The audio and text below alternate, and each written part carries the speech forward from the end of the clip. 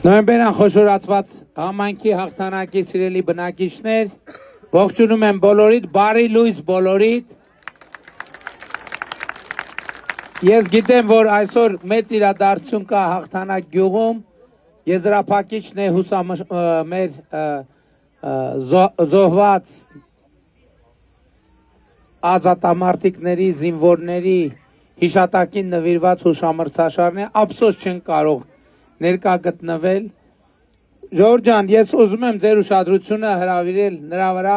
թե ինչա տեղի ունենում Հայաստանի Հանրապետությունում։ Այսօր մենք մտնում ենք, արդեն իսկ մտել ենք նոր որակի պետություն ունենալու գործընթացի մեջ։ Ինչով եւ այդ պետությունը, նոր որակի պետությունը մենք անվանում ենք պայմանականորեն եւ ոչ միայն պայմանականորեն 4-րդ հանրապետություն։ Եվ ինչով է նոր որակի պետությունը։ Պետությունը նոր որակի կրթությամբ, որտեղ մենք ավարտում ենք 300 դպրոց 500 մանկապարտեզ ծրագիրը, հաջորդիվ մեկնարկում ենք հաջորդ 300 դպրոց եւ 100 մոտավորապես երևի մանկապարտեզի ծրագիրը։ Բայց նաեւ նոր որակի խաղադաշտեր։ Մենք պլանավորում ենք հաջորդ 5 տարում Հայաստանի Հանրապետության համայնքներում 100 առնվազն 100 հատ նոր որակի խաղադաշտեր, կոմբինացված խաղահրապարակներ կառուցել, որոնք հարմարեցված կլինեն բասկետբոլի եւ ֆուտբոլի համար։ Իհարկե կան բնակավայրեր, որտեղ հատկապես մասնագիտացած են կամ ֆուտբոլի կամ բասկետբոլի համար, օրինակ տարբեր համայնքներում երեխեքը մոտեցել են, ասել են, որ մենք մեծ ֆուտբոլի դաշտ ենք ուզում, որ նորմալ վիճակի բերվի, էդ էլ կնայենք եւ անպայման կանենք։ Մենք նաեւ պլանավորում ենք 100 համայնքներում 100 երաժշտական դպրոցներ, սպորտ դպրոցներ եւ արվեստի դպրոցներ ստեղծել, որովհետեւ նոր հանրապետության համար նոր կրթությունը շատ կարեւոր է։ Նոր որակի խաղահրապարակներ, նոր որակի տնտեսություն եւ նոր որակի տնտեսության ամենակարևոր բաղադրիչը դա բաց ճանապարհներն են։ Եվ 2 օր առաջ, 3 օր առաջ կամ հիմա օրերը շատ խառնում եմ, որովհետև անդադ վազքի մեջ եմ, ամսաթվերն էլ նույնիսկ չեմ ֆիքսում, վերջերս նախորդ շաբաթ կամ Հայաստանը եւ Միացյալ Նահանգները ստորագրեցին թրիփ նախագծի իրագործման վերաբերյալ համաձայնագրի նախաստորագրեցին համաձայնագրի նախագիծը։ Եվ այդ նախագծում արձանագրվեց, որ թրիփ նախագիծը գործելու է Հայաստանի ինքնիշխանության, իրավազորության, տարածքային ամբողջականության շրջանակներում։ Ավելին, մի հատ էլ լրացուցիչ պարբերություն եղավ, որ Հայաստանի Հանրապետությունը թրիփ նախագծի իրագործման բոլոր գոտիների նկատմամբ պահպանում է իր լիարժեք իրավազորությունը, ինքնիշխանությունը, տարածքային ամբողջականությունը։ Սա ինչով է կարևոր, որ 5 տարի մեզ մեղադրում էին, թե մենք միջանցք ենք խոստացել, միջանցք ենք տալիս, միջանցք ենք տալու։ Այս թեման, ախր այդ թեման, որ ասում եմ փակվեց, շատ կարևոր է հասկանալ, որ այդ թեման չի եղել, որովհետև եթե, բայց հիմա առավել ևս չկա, որովհետև ես 2020 թվականի նոյեմբերին եմ ասել, որ տենց բան չի կարող լինել։ Եվ իդեպ, այս ֆորմուլան, որը մենք ստորագրեցինք Միացյալ Նահանգների հետ, 2021 թվականին մենք սեղանի վրա ենք դրած եղել, մենք առաջարկել ենք դա։ Կարող եք բացել 2021 թվականի հայտարարությունները, թղթերը, փաստաթղթերը եւ կտեսնեք, որ այն ինչ որ ստորագրվել է, մեծ հաշվով 21 թվականի առաջարկն է, բայց իհարկե հիմա շատ ավելի լավ։ Ինչով ավելի լավ, որովհետեւ եթե տեսել եք նախագահ Թրամփի մայիսի 28-ի գրառումը, որով նա լավ խոսքեր էր ասել իմ մասին, բայց նաև ինչի համար ես շնորհակալ եմ իհարկե, բայց շատ կարևոր էր նրա ստրատեգիական տեսլականը, թե թրիփ նախագիծը ինչա իրենից ներկայացնելու։ Ոչ միայն երկաթուղի, այլև գազամուղ, նավթամուղ, էլեկտրահաղորդման գծեր, որովհետև ինքը խոսում է էներգակիրների տարանցման մասին, արևելքից դեպի արևմուտք։ Մենք պետք է գնահատենք այս ինչ մասշտաբի ծրագիր է։ Սա ահռելի մեծ մասշտաբի ծրագիր է, որը ահռելի եկամուտներ է բերելու Հայաստանի, այդ թվում էներգակիրների մասով, որովհետև մենք կարող ենք նախընտրել, որ ոչ թե փող վերցնենք, այլ ասենք տարանցման համար վերցնենք բնական գազ, տարանցման համար վերցնենք նավթ։ Դա մեր ընտրության եւ պայմանավորվածության հարց է։ Եվ իհարկե սա հազարավոր նոր աշխատատեղերի մասին է։ Բայց երկաթուղին հարավով է անցնում, այսինքն Մեղրիով, դա էլ եմ ուզում ասեմ, ժողովուրդ ջան։ Եթե դուք վերցնեք, նայեք 90-ականների սկզբից մեր մամուլը միջև բոլորովին վերջերս խոսում էր Մեղրիի հետ կապված ինչ-որ խնդիրների մասին, անդադ տագնապներ, անհանգստություններ Մեղրիի հետ կապված, որը իդեպ մեր ընդդիմությունն էր բանանում, բորբոքում։ Ավարտվեց այդ թեման, այդ թվում այդ ստորագրված թղթով, որովհետև եւ իմիջայլոց ամենալավ արձագանքը տալիս է շուկան։ 2025 թվականի օգոստոսի 8-ից հետո Սյունիքի մարզում անշարժ գույքի գները 30% ավելացել են։ Կադաստրի կոմիտեի նախագահը այստեղ էր, պարոն Թովմասյան, որտեղ եք, պարոն Թովմասյան։ Վայ։ Պարոն Թովմասյան, այստեղ չի պարոն Թովմասյանը, լավ։ 30%-ով անշարժ գույքի գները աճել են նոյեմբերի օգոստոսի 8-ից հետո։ Հիմա այս ստորագրությունից հետո ավելի են աճելու։ Մեղրիում կոնկրետ գները անշարժ գույքի էականորեն աճել են։ Եվ այսօր Հայաստանը իր տնտեսության ամենամեծ զարգացման փուլ է մտնում։ Այսօր Մեղրիում, ժողովուրդ ջան, կառուցվում է Հայաստանի պատմության մեջ ամենաերկար կամուրջը, 720 մետրանոց կամուրջ։ Հայ ժողովուրդը իր պատմության մեջ ավելի երկար կամուրջ չի ունեցել։ Կառուցվում է Ագարակ-Քաջարան հատվածը հյուսիս-հարավի, կառուցվում է Իրան-Հայաստան սահմանային անցման նոր կետը։ Բայց հիմա ես հյուսիսում եմ եւ պետքա հյուսիսի մասին խոսեմ։ Եվ մեզ համար անսպասելիորեն պարզվեց, որ արևելքի եւ արևմուտքի կապող ամենակարճ ճանապարհը անցնում է Հայաստանի տարածքով։ Մենք օրինակ դրա մասին համոզված եմ ոչ մեկը չենք նկատել։ Նոր մեր դրսի գործընկերները, քանի որ արդեն նոր հնարավորություններ են, իրանք են գալիս ասում, ամենակարճ ճանապարհ արևելքի եւ արևմուտքի միջև անցնում է Հայաստանի Հանրապետության տարածքով։ Եվ անցնում է կոնկրետ Տավուշի մարզով, Լոռու մարզով, Շիրակի մարզով։ Եվ հիմա մենք աշխատում ենք, որպեսզի կոնկրետացնենք, որ գիծն է ավելի կարճ։ Ինչ ենք անելու։ Հյուսիսով կառուցվելու է Տավուշի մարզով, Լոռու մարզով եւ Շիրակի մարզով ավտոճանապարհ կամ եղած ավտոճանապարհները կամ բոլոր եղած ավտոճանապարհները Ադրբեջանից Հայաստան բեռնատարների համար բացվելու են վճարովի սկզբունքով։ Եվ ես ուզում եմ ասել, որ միայն այս փաստի բերումով Հայաստանում տասնյակ հազարավոր նոր աշխատատեղեր են ստեղծվելու եւ նոր տնտեսական հնարավորություններ են ստեղծվելու, որովհետեւ հազարավոր բեռնատարներ Հայաստանի տարածքով գնալ գալու են, սկսած ավտոսպասարկման կետերից, սկսած հյուրանոցներից, սկսած ռեստորաններից եւ այլն, ավտոպայստամասերի վաճառքից եւ այլն եւ այդպես շարունակ։ Եվ սա մեծ տնտեսական հնարավորություններ է բացում։ Բացի այդ, հյուսիսային երկաթուղին պարզվում է ամենակարճ երկաթուղին է արևելքը արևմուտքին կապող։ Խոսքը Իջևան, Հրազդան եւ Վանաձոր, Գյումրի, Ախուրիկ երկաթուղու մասին է, որը սահմանով պետք է անցնի։ Եվ մենք հիմա աշխատում ենք, որովհետեւ Լերմոնտովի հատվածում Վանաձորի գիտեք, որ երկաթուղին Իջևանից գնում է Հրազդան, Վանաձոր չի հասնում։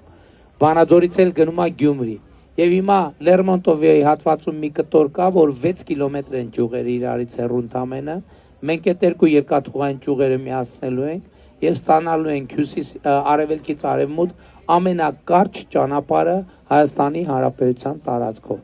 Եվ սա նույնպես էական փոփոխություն է մեր կյանքում։ Նոր որակի սոցիալական ապահովություն։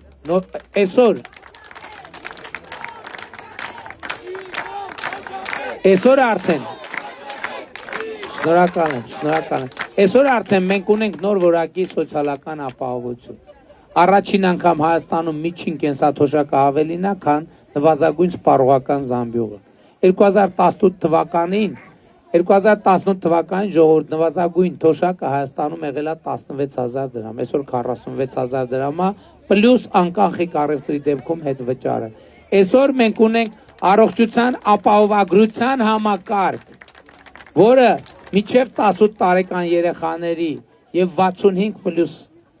տարիքի անձանց համար վճարվում է ամբողջությամբ պետական բյուջեից։ Սա նոր որակի սոցիալական իրավիճակ է, որը մենք պետքա անպայման զարգացնենք։ Նոր որակի բանակ, զորահանդես տեսել եք ժողովուրդ, ով է նայել զորահանդեսը։ Եվ ինչ տպավորություններ, եւ ինչ տպավորություններ։ Հիշում եք 5 տարի ինչ էին ասում, որ բանակը քանդում ենք, որ բանակը ոչնչացնում ենք, հա, որ Ադրբեջանի եւ Թուրքիայի առաջ պարտավորվել ենք, որ Հայաստանը բանակ չունենա, որ մենք զենք պետք է չառնենք եւ այլն եւ այդպես շարունակ։ 5 տարի մենք սուս ու փուս ծպտուն չենք անել, որովհետեւ սուս ու փուս զբաղված ենք եղել գործով։ Այդ գործի առաջին արդյունքները դուք տեսաք, բայց այդ գործի մեջ ամենակարևորներից մեկը այն էր, որ մենք ռազմարդյունաբերական համալիր ենք ստեղծել։ Մենք 170 միլիարդ դրամ ենք ներդրել։ Գիտության ֆինանսավորումն ենք կրկնապատկվել։ Գիտության ոլորտում աշխատավարձերը 100-ից 300%-ով ավելացրել ենք, եւ մենք այսօր ունենք ռազմարդյունաբերական համալիր, մեր երկրում արտադրված սպառազինությունը արտահանվում է արդեն զարգացած երկրներ ժողովուրդ ջան, սա շատ էական է, զարգացած ոչ թե չզարգացած, այլ զարգացած երկրներ։ Եվ մենք այսօր մեր նոր բանակի անկյունակարն ենք դրել։ Բայց ես նաև ուզում եմ բոլորիս պարզ լինի, թե դա ինչու եւ ինչպես է հնարավոր եղել, որովհետեւ 7 երկրի արտադրությունն է այն օրը ցույց տրվել հանրապետության հրապարակում։ Ինչի 2022 թվից առաջ այդ նույն հնարավորությունը չունեինք, որովհետեւ մեզ զենք չէին վաճառում։ Գիտեք ինչի, որովհետեւ ասում են մենք համոզված ենք, որ դուք զենքը օգտագործելու եք Հայաստանի Հանրապետության ինքնիշխան տարածքից դուրս։ Դրա համար մենք ձեզ զենք չենք վաճառում։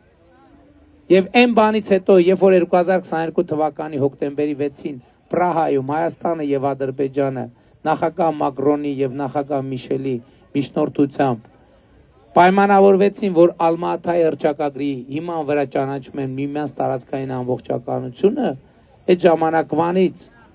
եւ այն ժամանակ հատկապես երբ ես ասացի Ղարաբաղի շարժումը մենք չպետք է շարունակենք, այդ ժամանակից զենքի միջազգային շուկան մեզ համար բացվեց եւ Հայաստանի պաշտպանունակությունը բարձրացնելու անսահմանափակ հնարավորություններ ստացանք։ Այսօր շատերն են ժողովուրդ, այսօր շատերն են